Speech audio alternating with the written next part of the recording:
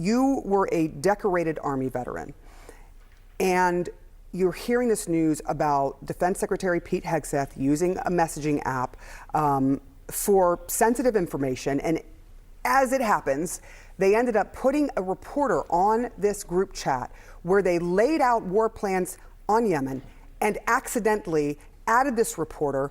And then hours later, they carried out those very war plans, bombing Yemen.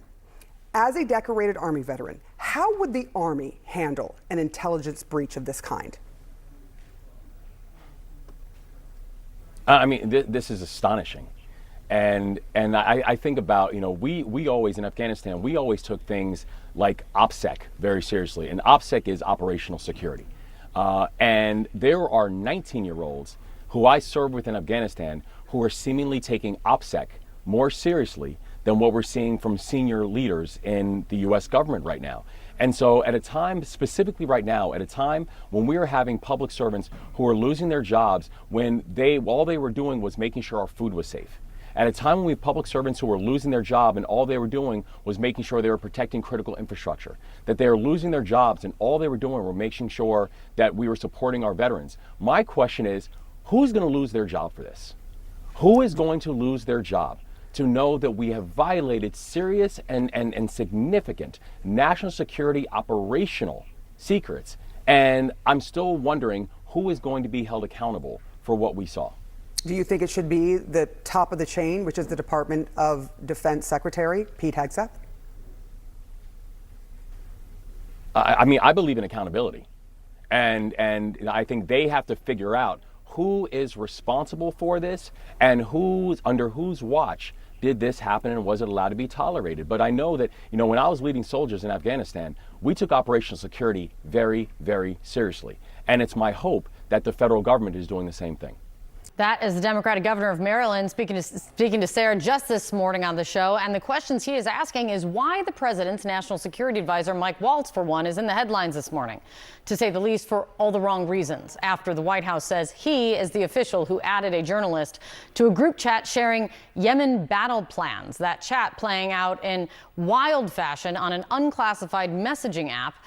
To state the obvious, that is not protocol. And yes, there are many easily accessible and established ways for national security officials to communicate safely.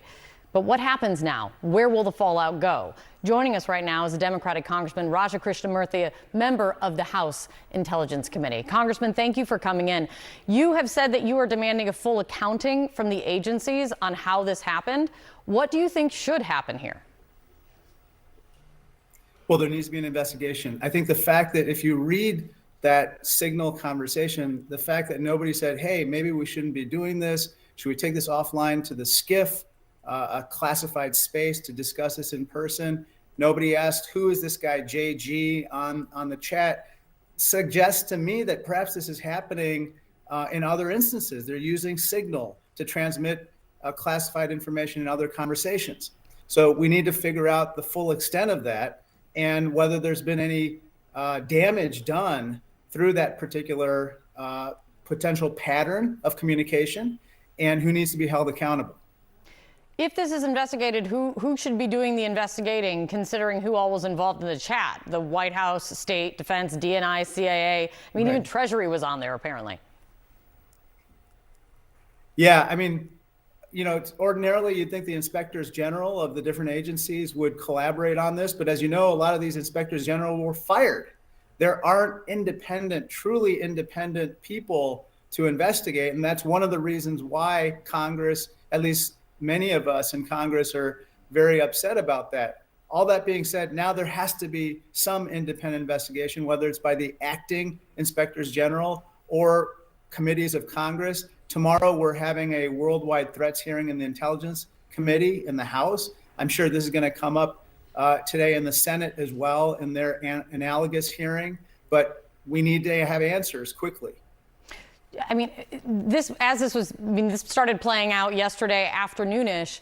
Have you heard anything? You can't obviously speak about classified matters. We definitely know that from this from how this played out. But is there a conversation among Intelligence Committee members? Yes, that also not funny at this point. Is there a conversation amongst Intelligence Committee members on pulling people to the Hill in a classified setting to get some of these answers. That can be quick and easily done.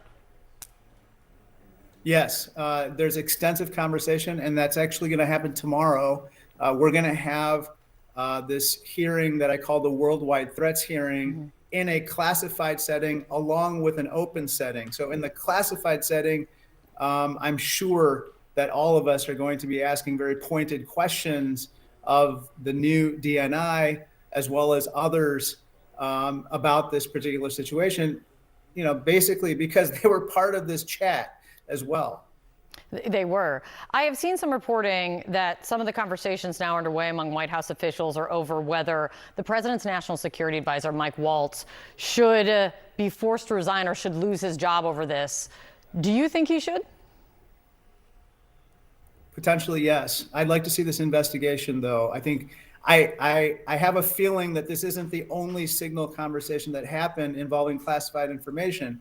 Just before I came on air, I got this text from the mom of a sailor who showed a bulletin informing the sailor and all of his colleagues that Signal is not an appropriate place to be having a transmission of classified or even in some cases confidential information or top secret information. And so the fact that an average enlisted person knows this, and the fact that if they had engaged in the same behavior, they would be court-martialed or forced to resign, means that whether it's Mike Waltz or Pete Hegseth or anyone else, they need to face similar consequences if they're responsible.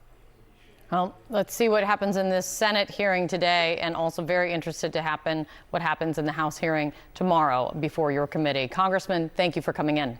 Kim, let's start with this massive national security blunder by top Trump officials. I want to play a little bit more of what Jeff Goldberg told CNN about being added to this Signal chat group. Have a listen. Nobody raised the question, why are we talking about this over Signal?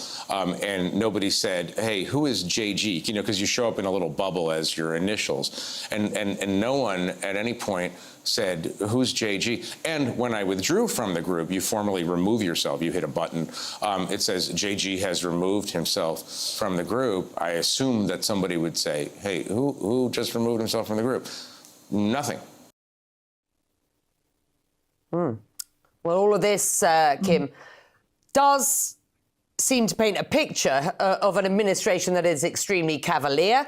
That's true of using Signal, of adding in a journalist. They apparently didn't even know he was there. But also just of how serious or unserious, they seem to take carrying out these bombings. I just want to show our viewers this. Mike Waltz replying with a fist and an American flag, almost like this is just, I don't know, just a big game. What do you make of all of this?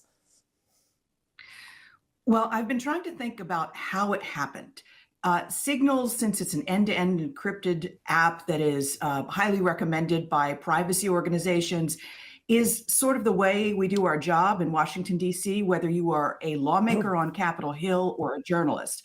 Mike Waltz was just a lawmaker on Capitol Hill, and Pete Hegseth was a journalist. But also those two men served in war zones where I can remember years of the wars in Iraq and Afghanistan. Also, one of the only ways that people felt being securely in touch with me as a journalist and speaking to me so they wouldn't get in trouble is on Signal. Finally, Signal has a laptop version. You can access your Signal app on your computer. So I could see someone setting up this chain on their unclassified computer, and you can give Signal access to your address book. So somehow it populated with the wrong JG, and then everyone sees initials because you generally don't put your full name in your Signal app, except for a couple of these folks. And so I can see how it happened. But you can also see that the way they were so comfortable using this, they must use this on a regular basis. And that raises questions about not the security of the app, but the security of all of their phones. Steve Witkoff, if you look at the timeline, was in Moscow when this chat was set up.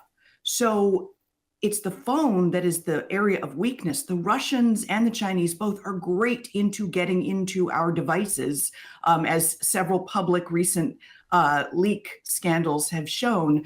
So did Witkoff have this on a government secure phone that is more hardened against that kind of intrusion? Or did he have it on his public commercial phone because he's a civilian and he's never really thought about being the target Right. of a state intelligence actor? These are all the questions that now the intelligence community will be scrambling to answer.